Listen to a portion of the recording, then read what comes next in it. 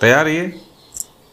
Start. एक घर में अलग अलग सदस्यों के लिए जब अलग अलग कानून नहीं हो सकते तो फिर एक देश में अलग अलग कानून क्यों? स्टॉप। प्रधानमंत्री नरेंद्र मोदी ने इस चर्चा को छेड़कर एक तरह से समान नागरिक संहिता यूसीसी को लेकर कानून बनाने का इरादा जाहिर कर दिया है। स्टॉप। यह बात और है कि हमेशा की तरह इस मुद्दे पर पक्ष विपक्ष अपने अपने तर्क वितर्क लेकर मैदान में कूद गए हैं। स्टॉप।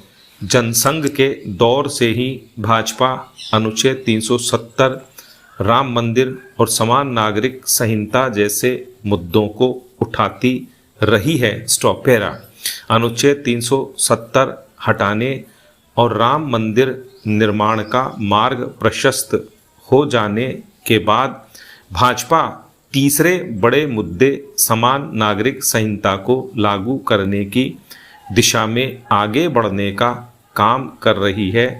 लेकिन इस विषय पर बहस का जो रूप सामने आ रहा है उससे लगता है कि संसद में इस मुद्दे पर कोई विधेयक आया तो हंगामा तय है। स्टॉप। प्रधानमंत्री ने मंगलवार को भोपाल में समान नागरिक संहिता की चर्चा छेड़ी तो कांग्रेस समेत तमाम विपक्षी दलों की स्वाभाविक प्रतिक्रिया सामने आ गई। स्टॉप।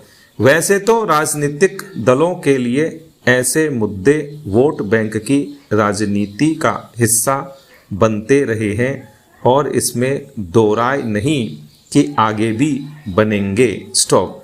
अहम सवाल यह है कि एक देश में अलग अलग धर्मों के लोगों के लिए विवाह, तलाक, विरासत और गोद लेने के कानून अलग अलग क्यों हों? स्टॉप। यूसीसी के पक्षधर भी यही कहते हैं कि जब देश के सभी नागरिक सरकारी सुविधाओं का लाभ समान रूप से उठाते हैं तो उनके लिए कानून भी समान होने चाहिए। स्टॉप। देश की सर्वोच्च अदालत भी अनेक बार सरकार को समान नागरिक संहिता लागू करने को कह चुकी है। स्टॉप। सरकार को यूसीसी का विरोध करने वाले राजनीतिक दलों की बात भी सुननी चाहिए। स्टॉप। इस मुद्दे पर विधेयक लाने से पहले सर्वदलीय बैठक में सरकार को अपनी मंशा साफ करनी चाहिए। स्टॉप। सवाल किसी धर्म समुदाय का नहीं बल्कि देश का है। स्टॉप। इसलिए सभी दलों को विश्वास में लेकर ऐसे मुद्दों पर कानून बनाना चाहिए। स्टॉप। शाहबानो मामले में उच्चतम न्यायालय के आदेश का क्या हश्र हुआ यह सब जानते हैं। स्टॉप। भारत में लोकतंत्र है। स्टॉप। हर वर्ग की बात सुनी जानी चाहिए। स्टॉप। लेकिन संवैधानिक प्रावधानों को लेकर किसी तरह का समझौता भी नहीं किया जाना चाहिए। स्टॉप। पहले देश है फिर सरकारें और राजनीतिक दल। स्टॉप। यह बात समझने की है कि किसी भी मुद्दे को लटकाए रखने से उसका समाधान नहीं निकल सकता। स्टॉप। ज़रूरत है सार्थक बहस की और ऐसा रास्ता निकालने की जो सबको स्वीकार्य हो। स्टॉप। पैरा। प्रदेश के सरकारी स्कूलों में सुविधाओं की कमी की बातें आम हैं। स्टॉप। कहीं स्कूल में शिक्षक हैं तो भवन नहीं और कहीं भवन है तो शिक्षक नहीं। स्टॉप। शहरों ही नहीं गांव कस्बों में कुकुर मुत्ते की तरह पनप रहे गैर सरकारी स्कूलों का कारोबार भी इसीलिए फल फूल रहा है। स्टॉप। सरकारी स्कूलों का यह हाल भी सरकारी अनदेखी की वजह से ही हुआ है और इसमें दो राय नहीं। स्टॉप। पर सच यह भी है कि इन्हीं सरकारी स्कूलों में पढ़कर नामी उद्योगपति बनने वाले या फिर नौकरशाही व राजनीति में शीर्ष तक पहुँचे लोगों ने भी इनकी सुध लेना बंद कर दिया। स्टॉप।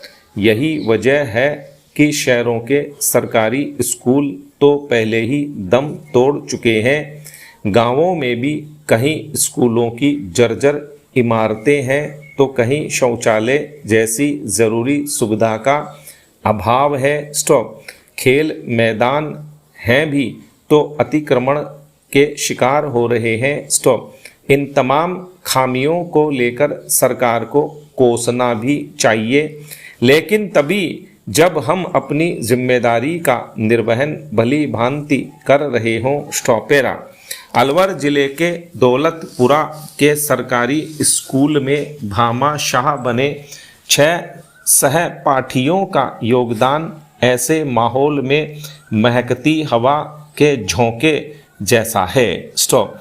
इनमें से 3 राजस्थान प्रशासनिक सेवा में हैं और 3 NRI हैं। स्टॉप। इन्होंने अपने गांव के जर्जर भवन में चल रहे स्कूल को सही करने का बीड़ा उठाया और करीब 18 लाख रुपए खर्च कर भवन की मरम्मत के साथ ही अन्य सुविधाएं भी विकसित कर दी। स्टॉप। वो यूँ तो राजस्थान में ऐसे उदाहरण बीसियों होंगे, लेकिन यह योगदान भावनाओं से जुड़ा है। स्टॉप। ऐसी भावना जो अपनी माटी के लिए कुछ करने का इरादा रखती है। स्टॉप।